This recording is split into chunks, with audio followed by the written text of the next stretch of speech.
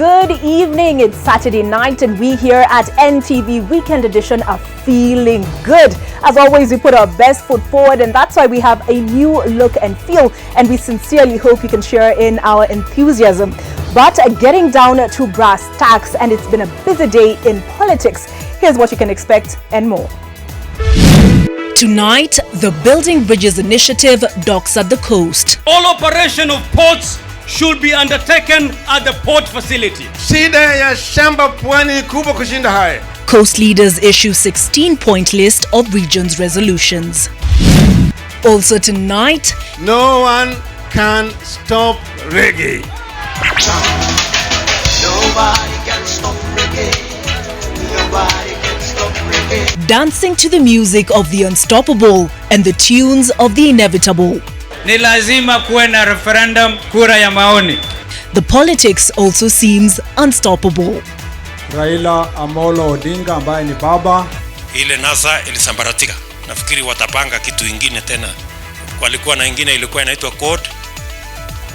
Walikuwa na ingine kwanza ilikuwa inaitwa NAC, wakakuja ingine inaitwa code. Sasa walikuja NASA juzi, sijui wataenda mtego hiyo mwaka ingine, sijui wataita nini. Plus the caveman of Busia. Sio kwa niaba yangu au sio kufikiria kwangu kwa kusema nijenge tu hii nyumba iwe tu ya kufurahia. The story of a man who's been digging a cave for 52 years. And the former teacher who started her own school with one employee and one student. If I didn't become a lawyer, which was my first choice, then my second choice was that I was going to be a teacher. Tonight's Women in Power.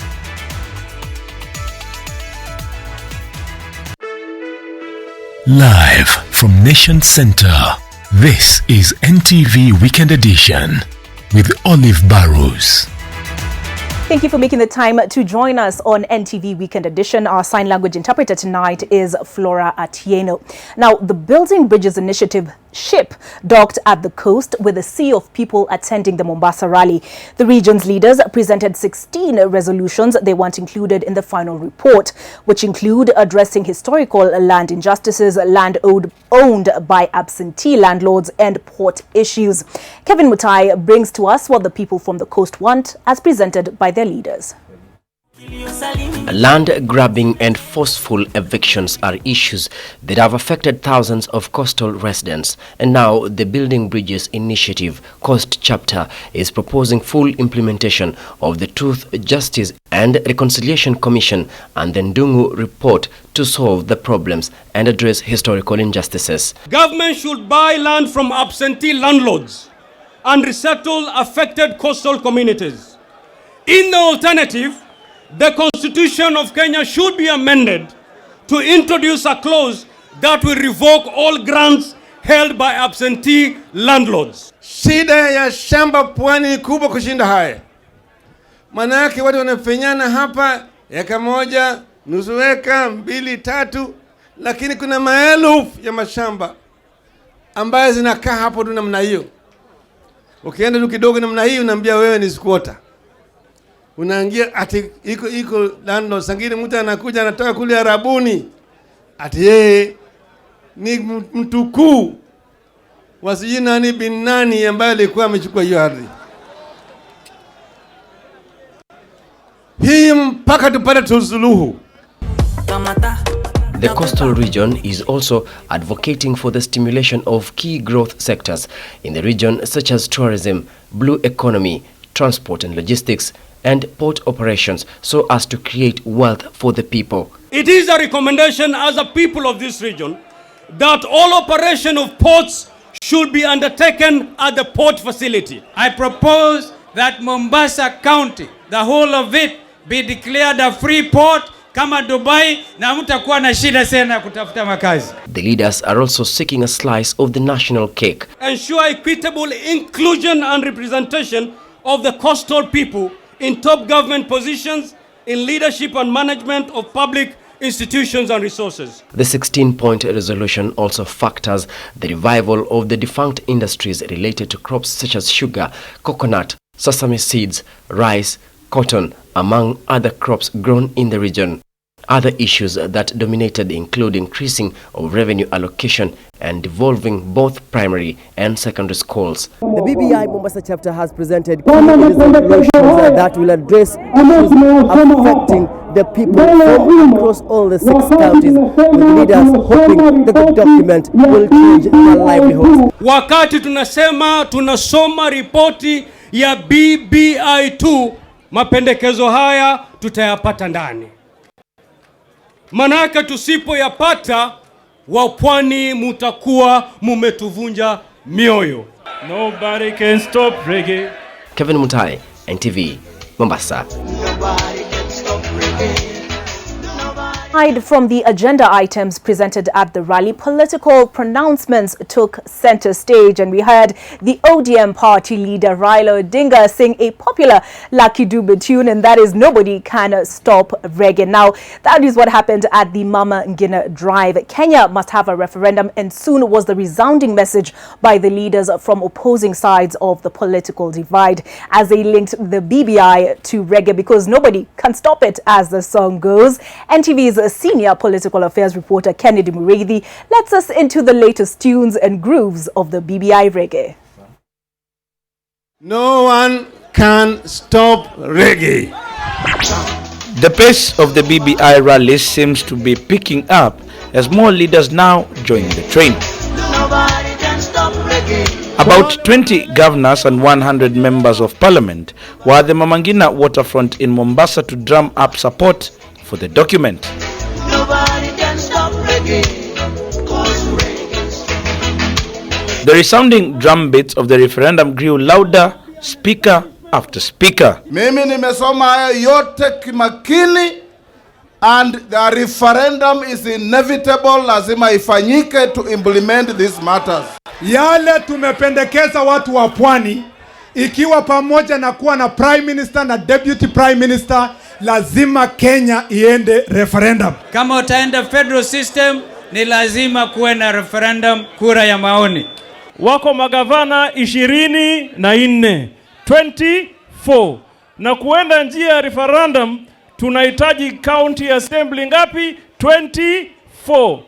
Ndani ya mwezi 7 tuwe na referendum. Kenya will go for a referendum whether you like it or not. Tukishamalizana na haya maneno ya katiba, hiyo BBI ningependa iwe chama cha kitaifa ambacho kitakuja kuongoza Jamhuri ya Kenya tukienda mbele. Calls to have an expanded structure of government at both the national and the county levels were made and echoed by second-time governors who said it was the panacea for the country's inclusivity question. There will be regional governments who are retaining the county governments. Funding allocated for the regional governments and county governments should take up 70% of the national revenue. Hata sisi kule tunaunga mkono mambo ya regional government. Hiyo itasaidia watu wengi kuwa kwenye serikali kabisa. We want to change this form of governance whereby we have a Ferrari government. A Ferrari government ni ile iko na dereva na conductor. Lakini we want to go to a matatu government, ile ambayo itabeba kila mtu. Tukipanua serikali ili iwe na sura ya Kenya. We need an executive prime minister because that is the position that is tried and tested all over the world. Hii mambo ya opposite gender rule ianzie kule juu kwa president, kwa prime minister, kwa governor, kwa speaker, kwa majority leader na cheo zile zote ambao ziko.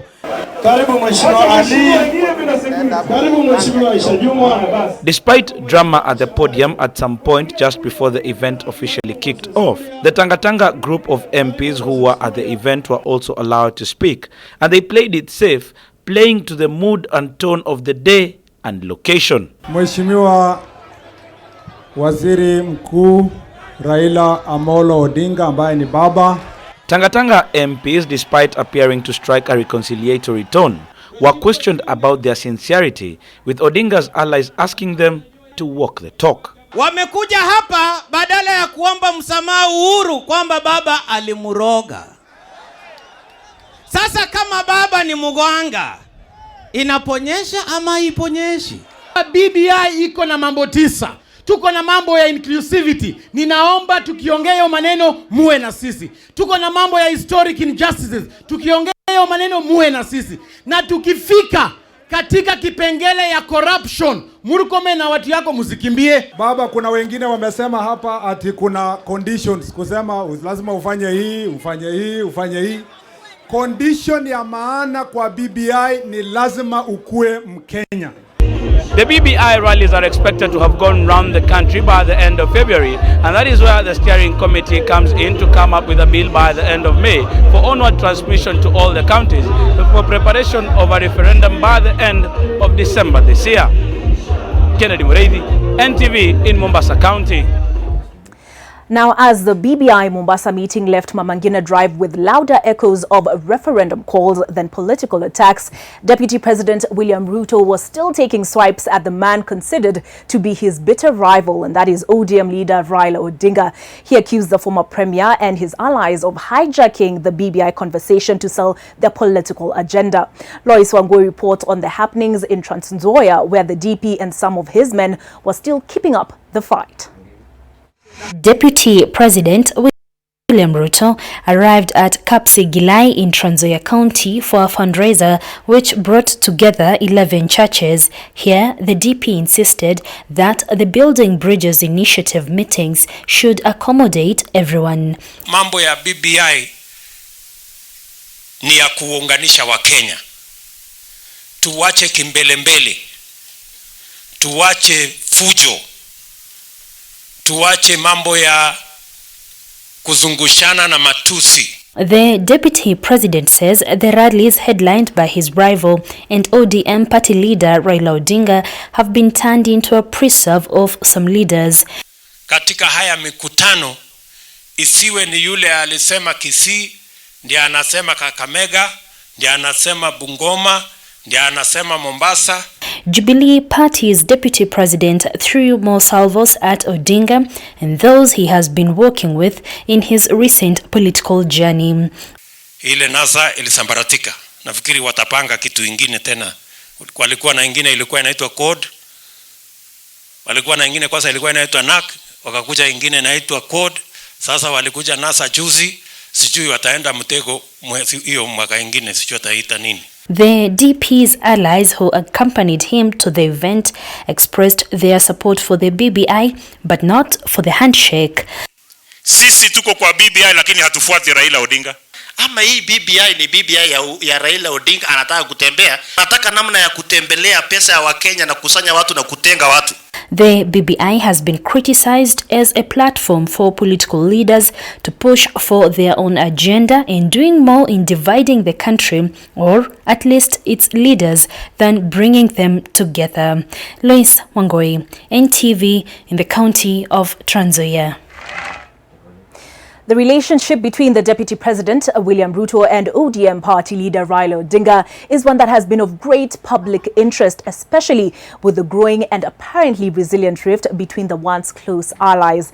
Interestingly, the DP in his exclusive interview with NTV's Ken Mijungo on Thursday brought up a dynamic that many found interesting.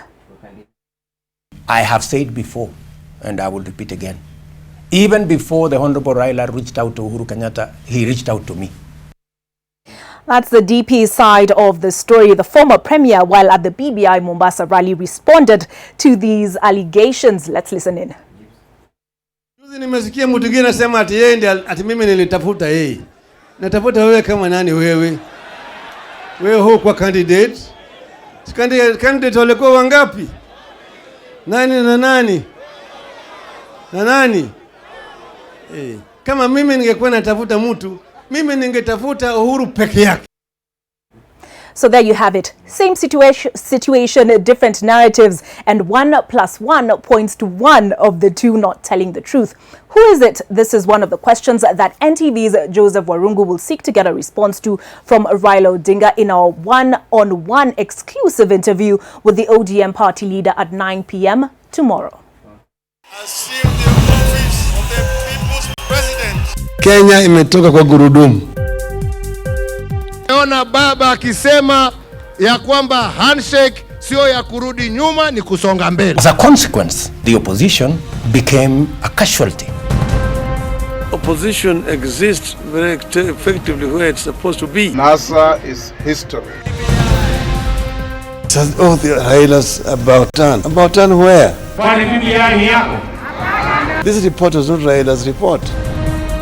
What I'm doing with Uhuru, we are doing it for posterity for this country. It is not for Raila Odinga. Raila Odinga does not have to be the president of Kenya. But that was not all for the BBI talk today. Western Kenya leaders, allied to Deputy President William Ruto, have promised to oppose the BBI push should there be any amendments to the report launched at the Bomas of Kenya. They were speaking at the Bomani grounds in Mumias, where they were meant to meet last Saturday in what was a non-starter. Zacchaeus Masami reports on today's event, which was primarily meant to speak to the economic issues of the region. DP allies from Bungoma and Kakamega counties were determined to make up for last week's aborted meeting. This time, there were no running battles or tear gas. The leaders made their way to Mumias and Zoya Sugar Companies to see the managers, but were unsuccessful, a situation they blamed on devolution CS Eugene Wamalwa. We are denied access to the factory because we are told by the security guards that they have not gotten the clearance from the Honorable Eugene Wamalwa. This is what we've been told here. And we are asking, who is Eugene Wamalwa in the farmers of Bungoma? Sisi tumeenda Nzoia Sugar Company kujaribu kuingia ndani, akapiga simu eti us, we have no right to go into Aluya factory. The leaders had planned the meeting to discuss the state of the sugar industry and the economy in Western Kenya, but when they took to the podium at the Bomani grounds, they addressed 2022 succession politics instead. 2013, William Ruto alikuwa anataka kusimama upresident, lakini akawaachilia akakuja kuunga mkono, ukapata upresident. Huyu kijana Ruto amesimama na wewe 2017, mambo ilikuwa yameharibika. Akasimama na wewe mpaka sasa hivi uko State House.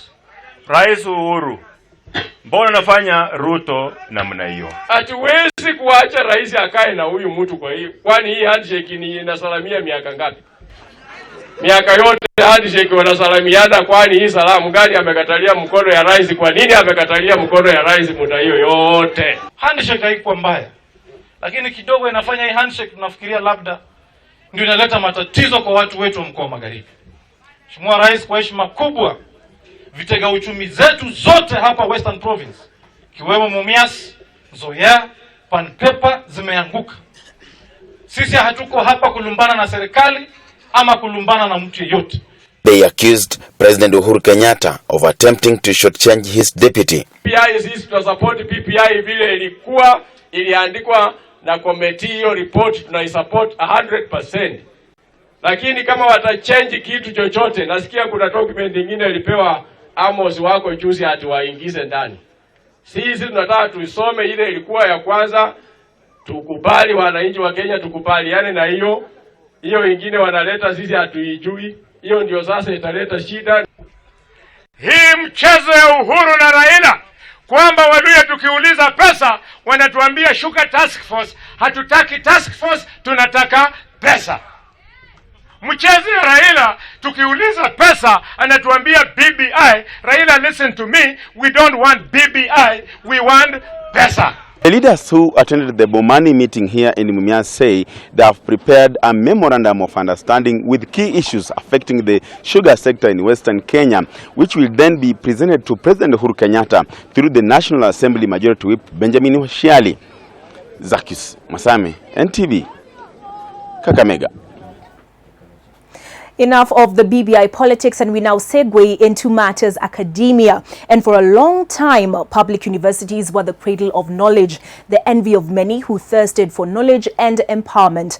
But over time, appointments and the running of these institutions have turned tribal and political, something critics say is slowly eroding the reputation of these once highly respectable institutions. Ultimately, taxpayers' resources are caught up in the battles, with the university stakeholders at the mercy of the power fights and politics. NTV's Silas Apollo takes a look at the current state of affairs in public universities, coming in the wake of the leadership wrangles at the University of Nairobi. solidarity forever. For close to a week now, the public has been treated to high drama around the appointment of a Vice-Chancellor of the University of Nairobi. On one hand is Professor Stephen Kiama, who was appointed to office by the University Council, but was kicked out by Education Cabinet Secretary George Magoha. Then there is Professor Isaac Mbeche, who Magoha appointed to lead in acting capacity, but who Kiama has now sent on compulsory leave. While this drama seemed to have taken center stage and is now a matter before court, some say it is not new. The council is supposed to be where the university gets inspiration. Before, the council was being inspired through the packs they were being given by the university. So it was now reversed. And it is not the University of Nairobi that has been a victim of this supremacy battle.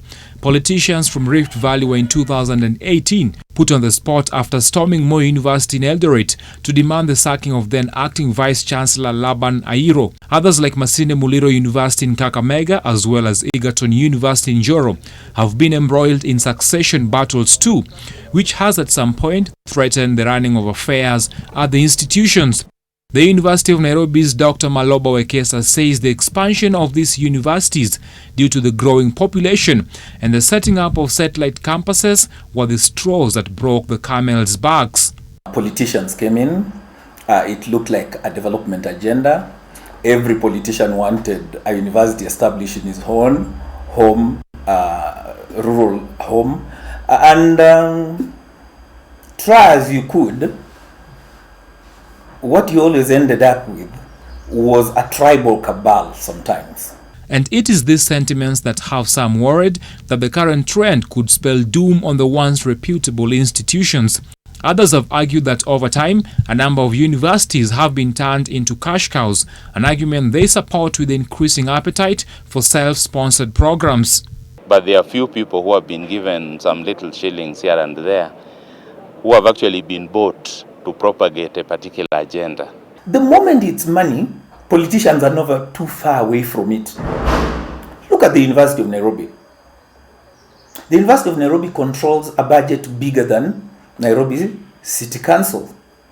What do you expect? There's going to be vested interest. The turmoil at the top is partly due to the power of controlling the billions of shillings in taxpayers' funds that are channeled to the institutions as well as monies from donors. Silas Apollo, NTV. Down History Lane, caves have served as religious sites, sometimes even shelter, and though it may seem historical, a 74-year-old man in Butula, Busia County is still living in this reality. Francis Oma has been digging a cave for over 50 years. You had me right, 50 years, using it for sacred purposes to offer special prayers, and not even his family can come near the old man's cave. 74-year-old Francis Oma takes the lead to his holy cave.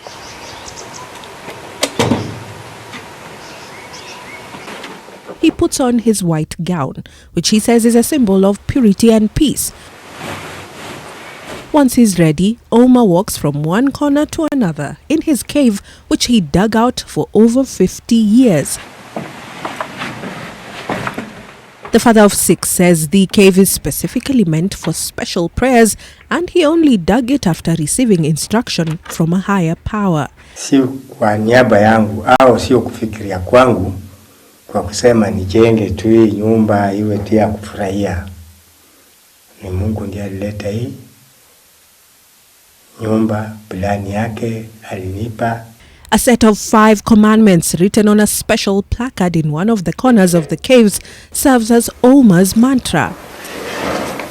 This is where he sits to pray, and not even his family members are allowed to pray here. Sisani kama naweza kusema nitawachia mtoto kurithi hii kazi au anaweza kuifanya. Sababu Mungu bila alinichagua nikawa mchimba shimo. Ni mimi peke yangu. Oma says working on the cave has not affected his duties as a husband and a father, but he believes he is the chosen one and his family has accepted him as he is. Watoto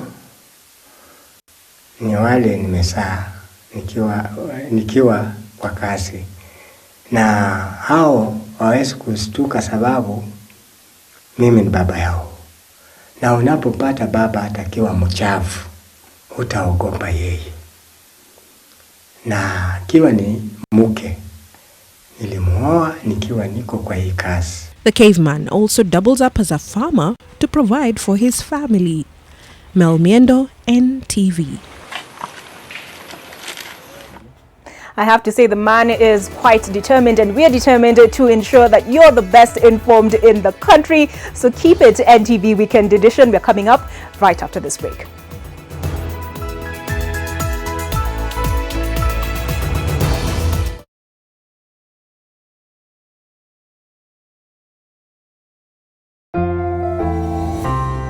Did you know that omega-3 and vitamin D have benefits for our bodies? Try 7C's cod liver oil. The liquid-filled capsule contains omega-3 to support heart, brain, and vision, and vitamin A and D to support strong bones, the immune system, and help maintain healthy skin and hair. Try 7C's today. Also available in your nearest pharmacy, 7C's multivitamin syrup.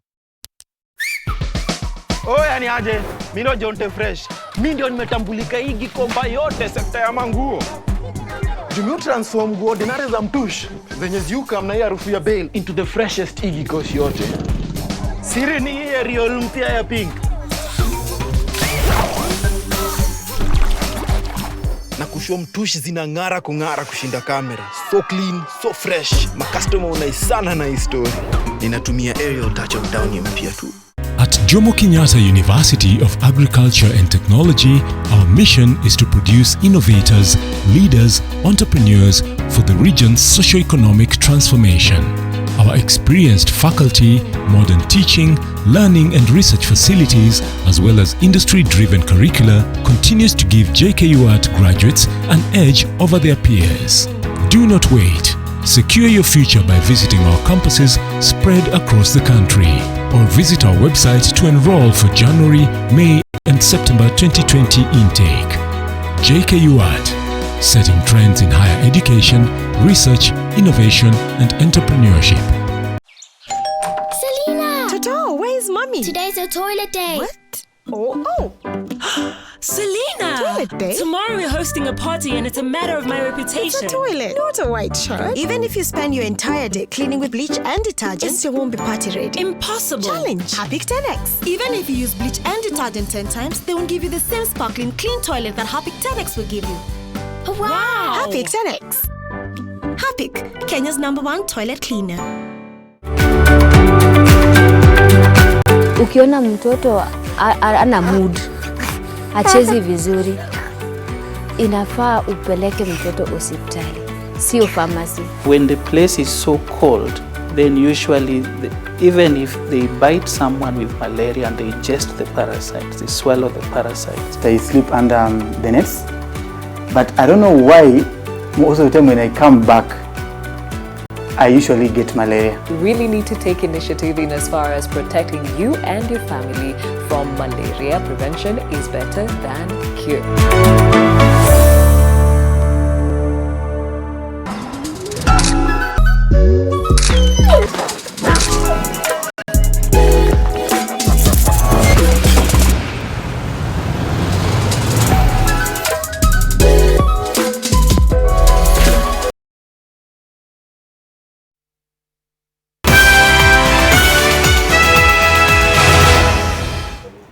Welcome back. We're glad you're watching. You are watching NTV Weekend Edition, and my name is Burrows. Now, as the country continues to grapple with the desert locust menace and the United Nations asking for intervention from the international community, the pests have found their way into Embu, forcing the residents to find ways of getting rid of them as they wait for government help. The destructive pests crossed over from Mwingi into Embu last night, forcing the residents to literally take action into their hands. Huku kwetu tumevamiwa na nzige, lakini kelele zetu ndizo zimetusaidia. And as others were busy with the noise, some opted to light fires, which they say is tiresome, for they have to be on guard in managing the fires. Tuko na idea ingine ya kuwakisha moto. Hiyo moshi ndio inatusaidia kulingana na vile mambo ilivyo. Zikija tunahakisha hiyo moshi naye inasaidia kufukuza. Since their arrival last evening, the pests have spread very fast, leaving the farmers very worried. Jana tuliwauliza wakulima ile chakula iko kwa shamba ambayo inaweza kuokolewa, wafanye bidii watoe chakula kwa shamba. Jana usiku wamelala wakiharvest, na leo asubuhi wameamka kwa hiyo kazi. Wengine wana harvest, wengine wanafukuza nzige. The farmers are now asking the government to be swift in handling the pest as the residents worry about their food security. Blogger Mildred Ati Owiso, who was dramatically arrested after a number of police officers raided her house early morning, has been released. Police were forced to use tear gas and jump over her gate to effect the arrest. The blogger was arrested in connection to a video clip she shared on social media showing her altercation with a traffic police officer who had entered her car over a traffic offense. I have invasion in my house. I have invasion in my house. The police have come to invade me. Drama ensued in the compound of blogger and activist Mildred Ati as police officers forcefully accessed the house.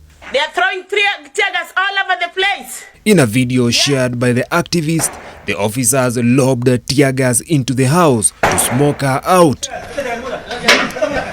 Some are seen jumping over her locked gate, while others were seen on the roof. Niko uchi, wacha nifungue najiva, nifungue mlango. Ati was eventually arrested and detained at Makadara police station. Nairobi police boss Philip Ndolo says, and I quote, "The police officers identified themselves and asked the suspect to open her door so that they could effect an arrest. But the suspect refused to allow the officers in. She locked her door from the inside, making it difficult for the arrest to be made." A police officer, a licensed officer, an inspector. We have got that power to stop and to enter and to drive any vehicle to be driven to the station. So she was inciting the members of the public against the officer who was on duty.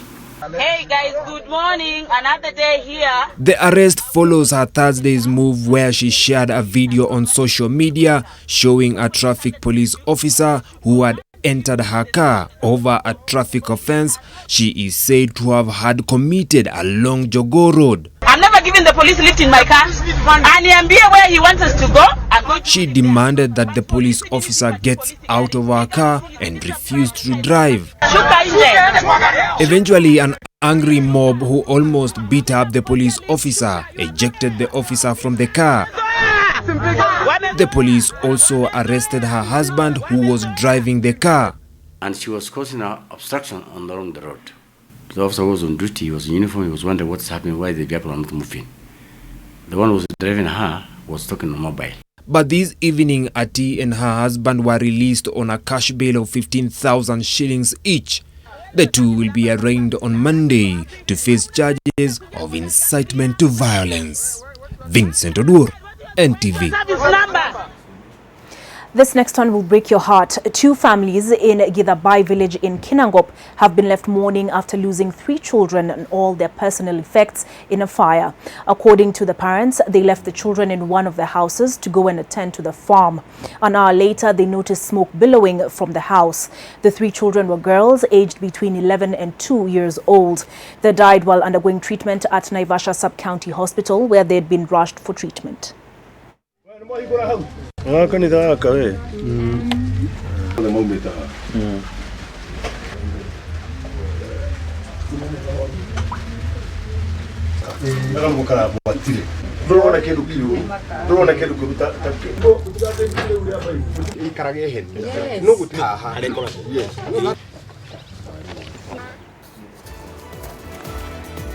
After this break on Women in Power, we tell you about a woman who started a school with just 1 student.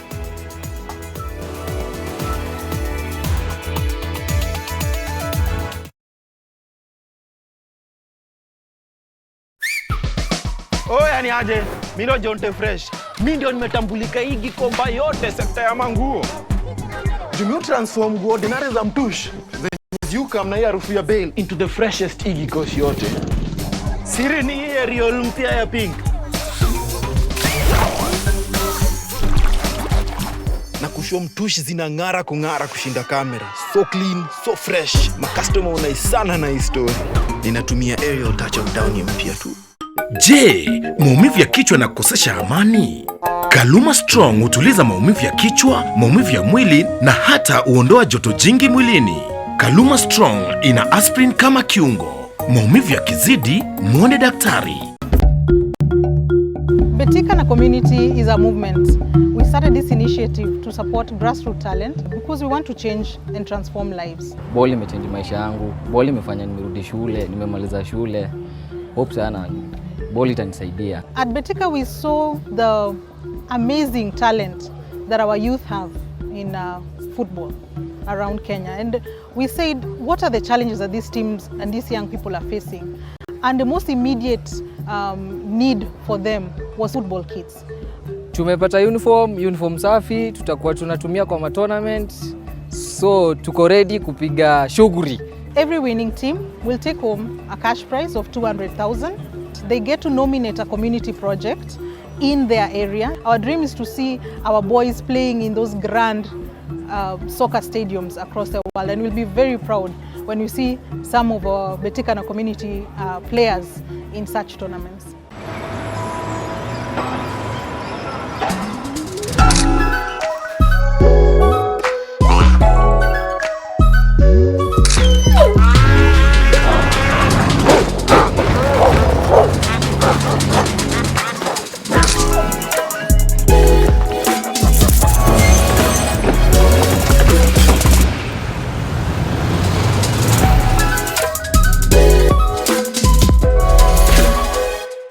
Okay, thank you. Hi there. Selena, it's great seeing you getting so much value for your money. Well, it's important to save as much as you can. You save everywhere. Except for here. This is where you're throwing money down the drain. How? On these cleaning products. Impossible. Harpic 10X. While other cleaners flow away, Harpic 10X's viscous formula in only one round of application gives you sparkling, clean toilet. Harpic, 10 times better cleaning than other cleaning products. And great savings too.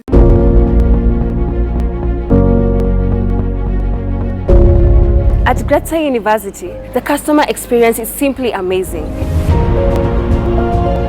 The number of students taking each course is manageable, hence enabling the lecturers to have a one-on-one engagement with each student.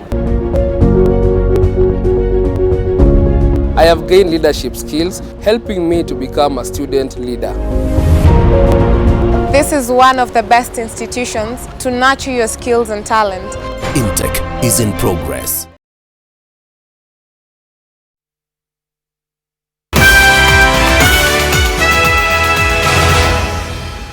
Welcome back. You're tuned into NTV Weekend Edition. 3 people are still missing after the boat capsized in the waters of Masinga Dam on Thursday night. Rescue operations continued today after 9 of the 12 people in the boat were rescued. The boat capsized while ferrying tomatoes from the Machakos side to Riakanau in Mbere South, Embu County. The missing men's families say that the government officials have been on location, but that they're yet to find the missing men. The fearful residents cling on to hope as they call on the government to take action and ensure that there are rescue facilities at such areas.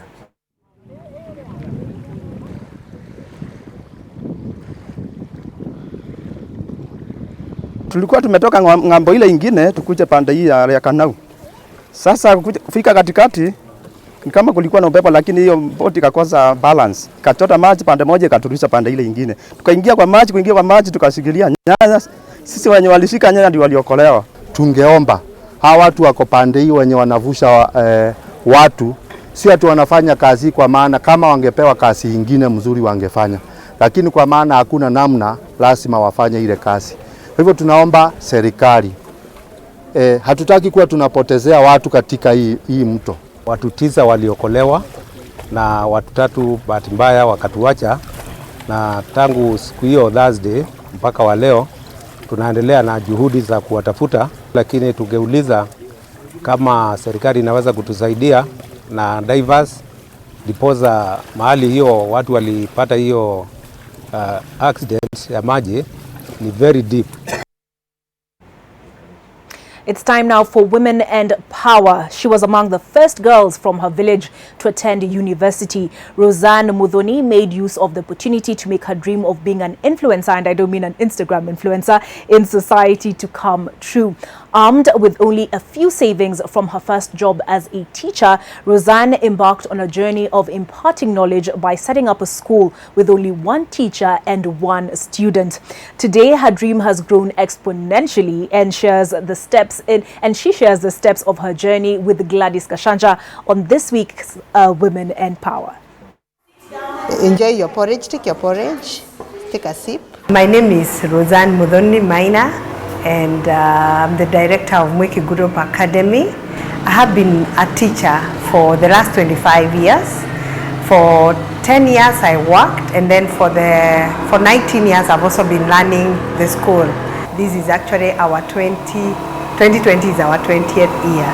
Good morning, good morning. My mother and my father were teachers right from the beginning. I found them teaching, and I knew that if I didn't become a lawyer, which was my first choice, then my second choice was that I was going to be a teacher. Went to Moi University, did an education degree, and qualified to be an English and literature teacher.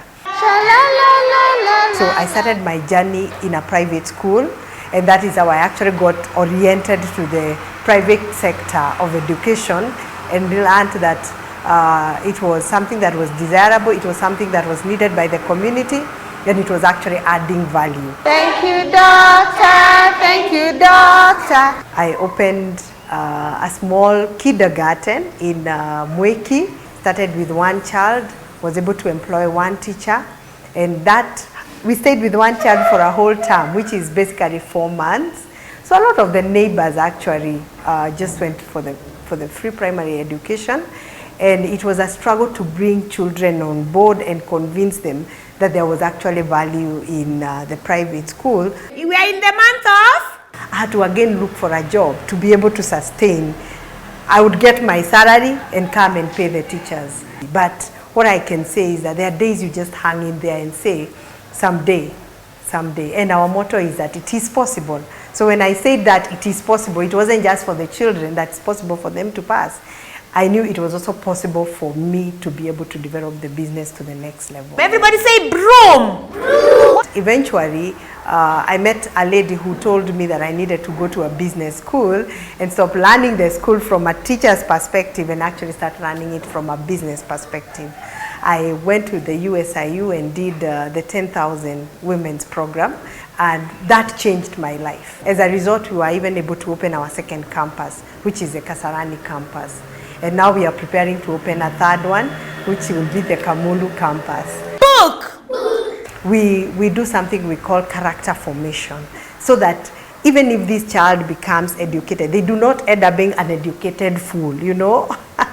We want them to become an educated person who actually brings a difference first to themselves, then to their families, and then, of course, to the community. Somebody who comes today will think this happened just like that, but it hasn't. It has taken a lot of time and a lot of learning and a lot of pain and challenges and overcoming. So for the youth, there is no option. Whether you trust in the process, whether you are willing to wait on it, it will happen. So it's better to just be ready for it and say, I'm ready to take the bruises as they come and learn from them. A true inspiration.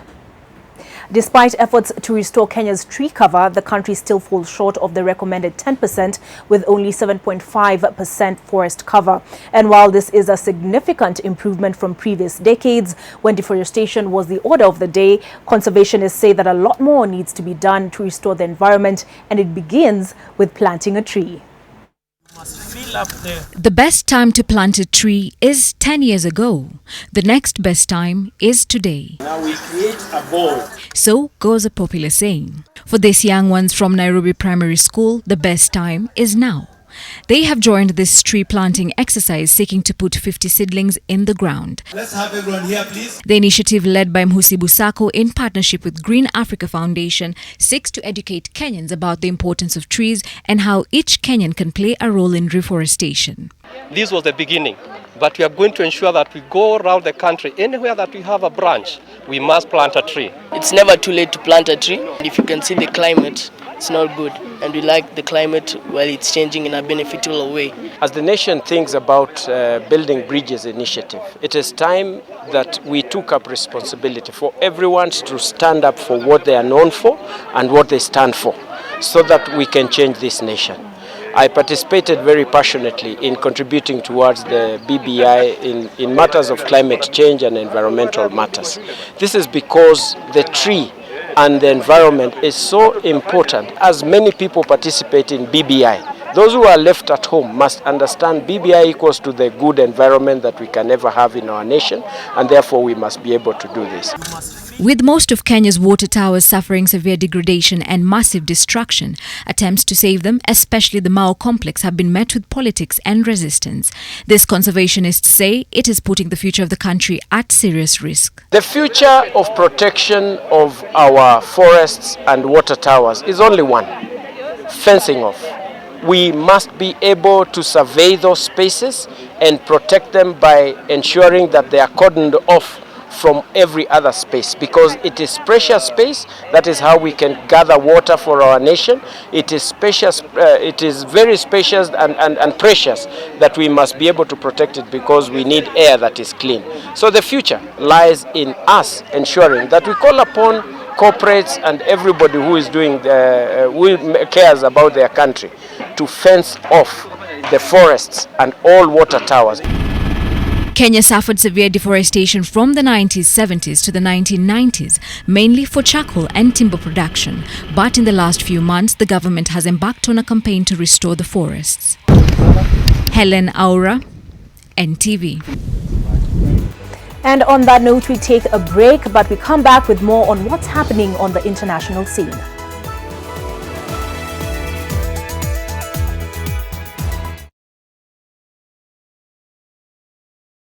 This festive season, get a fully connected StarTimes satellite dish for an amazing offer of only 2,999 shillings. Children can enjoy amazing cartoons on Nickelodeon, while for women, great soaps and drama on Novella E+ and Rambo TV. For men, it's Arsenal and Manchester United. You can also pay 1 month and enjoy 2 weeks free on a higher bouquet. For more information, call 0719 077 077.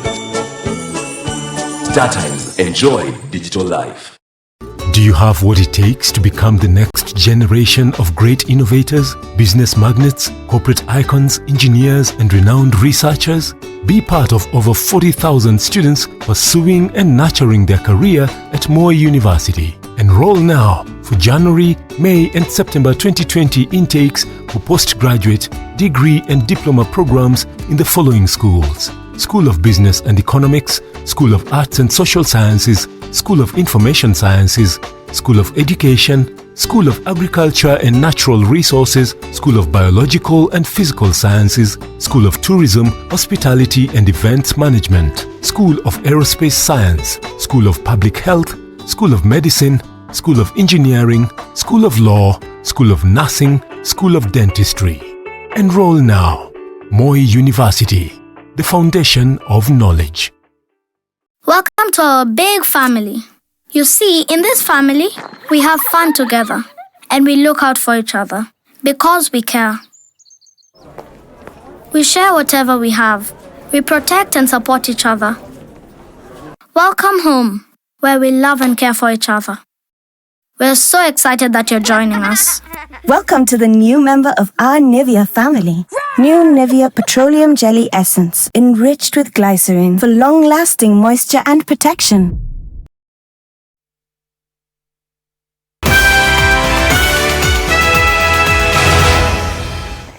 Glad to have you back, and as promised, we take a look at what's happening internationally. Now, at least 26 people have died in Madagascar after almost a week of heavy rain in the northwest of the island. The tropical Indian Ocean nation is in the midst of an intense 6-month rainy season, which often results in casualties and widespread damage. Flooding has claimed lives since Sunday, and 15 more people are still missing and thousands have been displaced. Strips of road were swept away by the rains, and access to affected areas has been cut off. The rainy season usually stretches from October to April in Madagascar.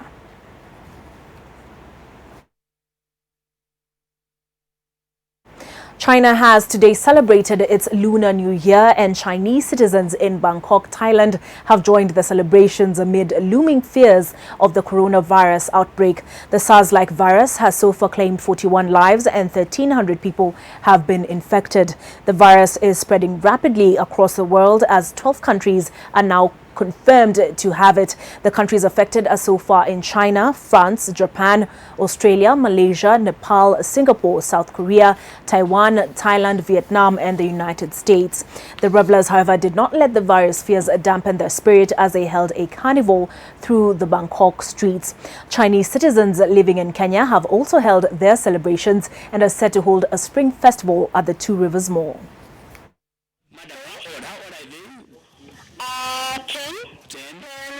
8 and 3 months. Yes. Yeah, I never allow anyone to put a tattoo. All right. Whether not in my house. Lots to look forward to ahead, but also big news coming out of NTV. Joseph Warungu will tomorrow sit down with ODM party leader Raila Odinga, and here's what you can expect. Yeah, so and I think it's the best way to go for me. All right, so go ahead and request a song. Kenya is listening right now. Okay, akisema ya kwamba handshake sio ya kurudi nyuma, ni kusonga mbele. As a consequence, the opposition became a casualty. Opposition exists very effectively where it's supposed to be. NASA is history. Oh, the Raila's about turn where? This report was not Raila's report. What I'm doing with Uhuru, we are doing it for posterity for this country. It is not for Raila Odinga. Raila Odinga does not have to be the president of Kenya.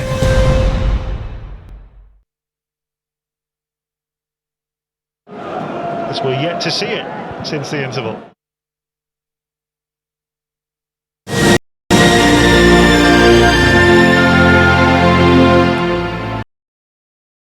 Eldoret Technical Training Institute. Registration for January, May and September 2020 intakes is ongoing. Apply now.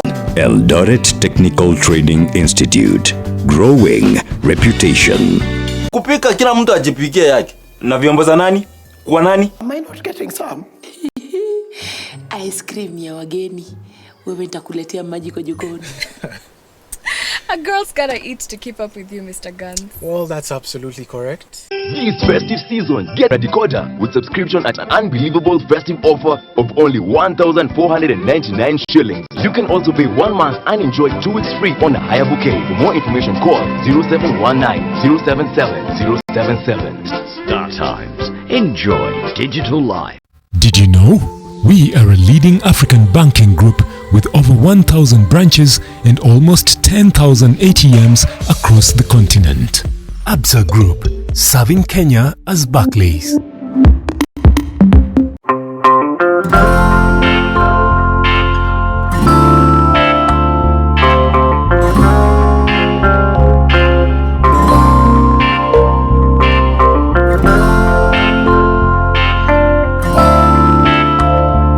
Molfix breathable surface developed with airsoft technology is very soft and provides the best Molfix skincare. I found the best diaper for my baby's sensitive skin. All babies deserve a high-quality diaper.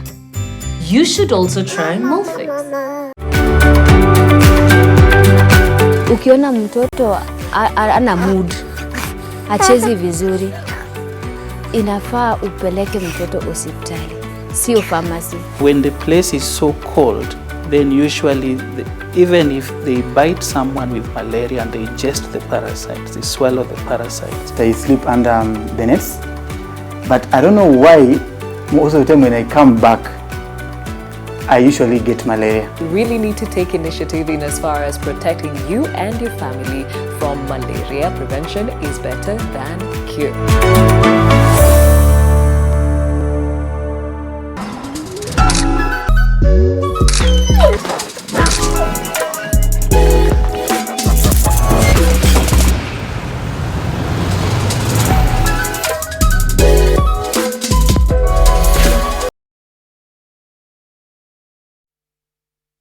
NTV Sport in association with Mozart Bet. SMS NTV to 29990.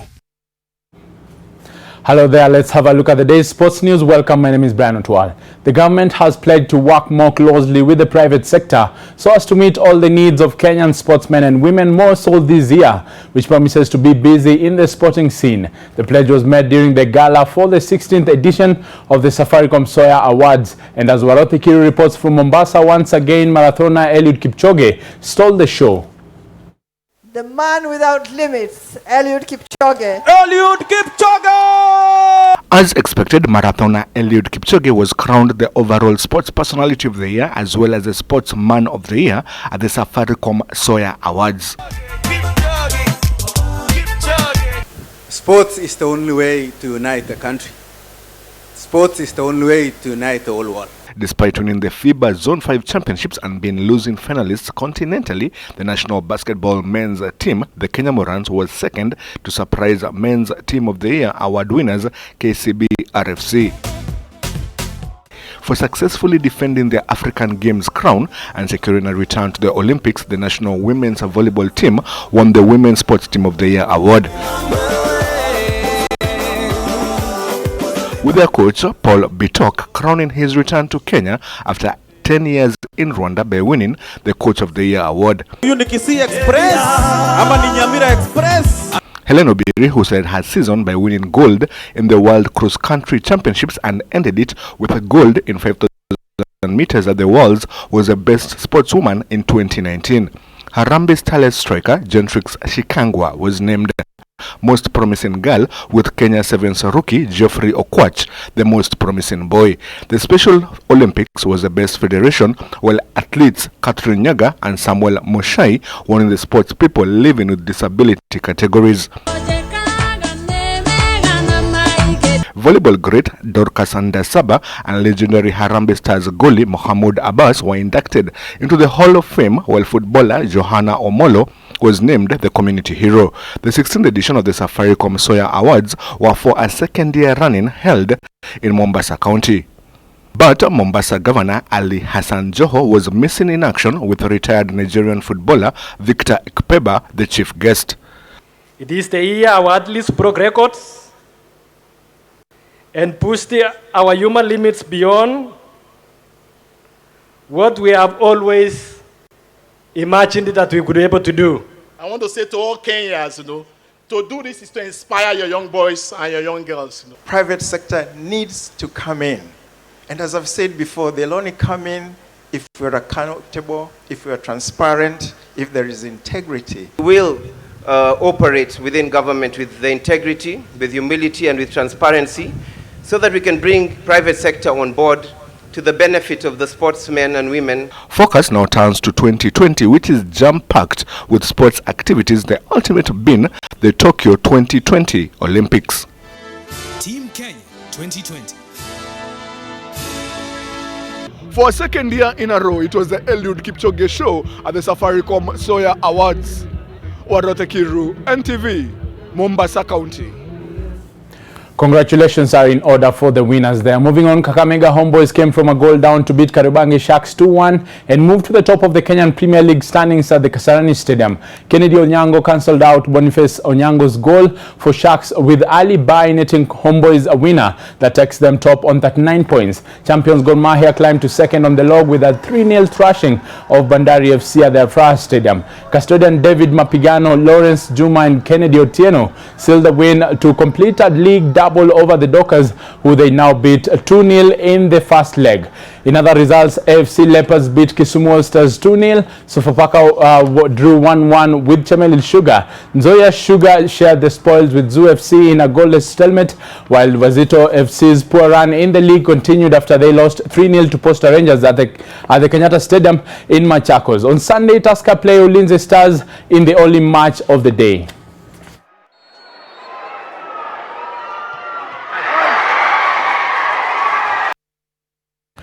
And Kenya Shujaa will take on South Africa at 2:13 p.m. on Sunday, beg your pardon, in their final Pool B match of the Hamilton leg of the World Rugby 7 Series in New Zealand. Kenya lost and drew in their opening clash that sees them only pick 1 point in the group.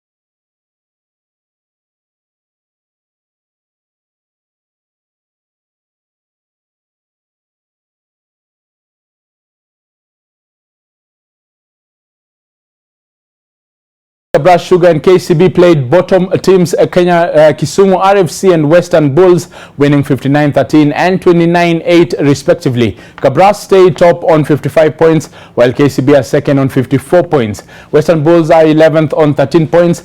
10 consecutive defeats mean Kisumu RFC stay at relegation back to the championship.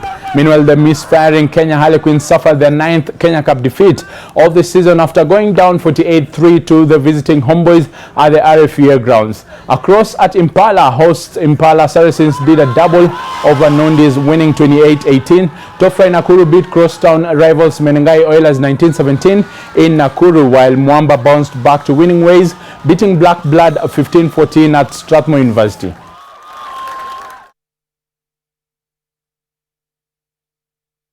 And the Kenya Guineas will kick off the 2020 racing season at the Ngong Racecourse. Ahead of the meet, Ian Mugo was taken behind the scenes by veteran jockey Richard Kibet to get us the lowdown. All right, that will be starting tomorrow, and it is a fun moment for family as well. There is a buffet of food as well as action where we'll have all the racers, that is the horses as well, and a chance for those who love betting on horses. Go put your money where the best horse lies. I think that story is on. Racing event, horses are the star attraction. Their relationship with the person on the saddle, known as a jockey, is critical for a good performance. For Richard Kibet, it has been a 20-year-old love affair with horses. Horses, we train them when they are young, and we start loving them, showing them that is good to take care of them, because horses, they are very intelligent animal.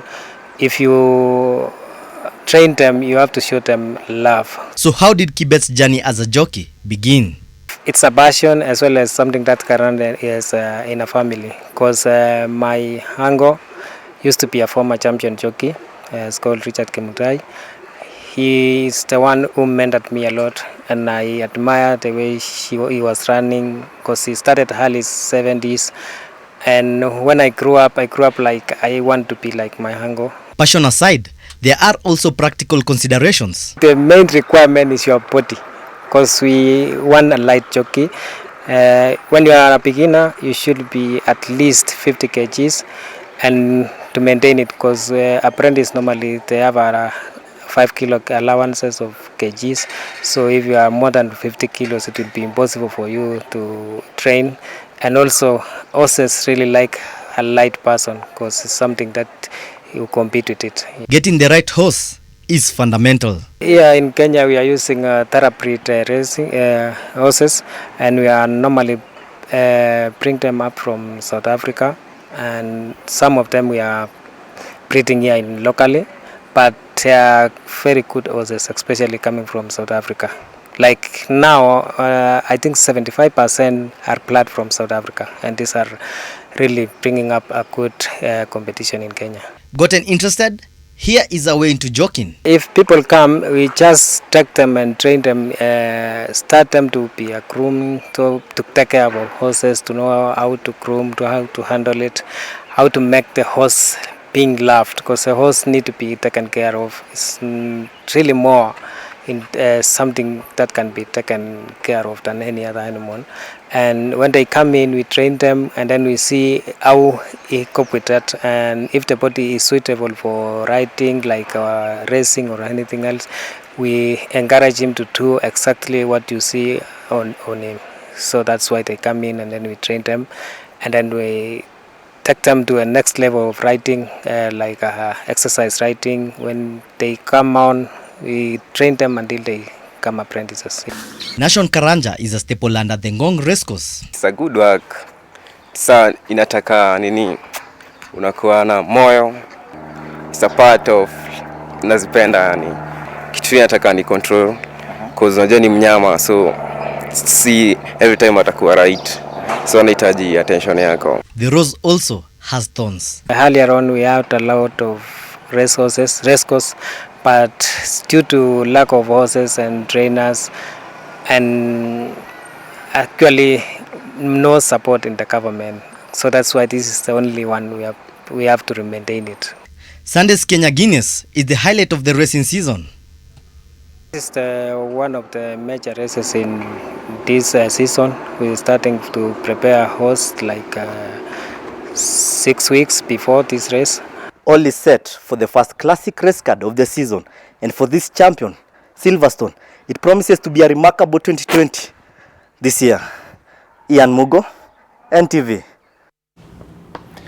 Be sure to catch that at the Ngong Racecourse tomorrow and have that fun. Moving on, Sofiane Boufal's late equalizer gave Southampton a fully deserved FA Cup fourth round replay against Tottenham after an entertaining encounter. Spurs looked on their way into the fifth round just before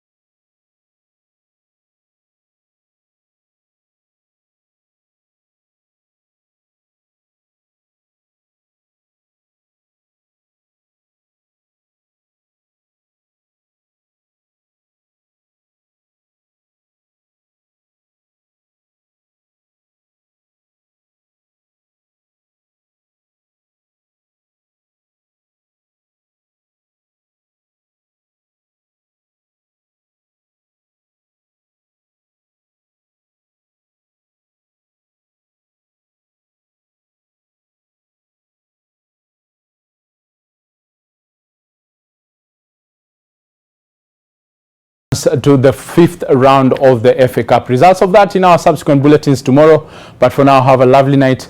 My name is Brian Otwal. NTV Sport in association with Mozart Bet. SMS NTV to 29990. Mozart Refund, lose one game, get your cashback. Make a decision. Terms and conditions apply.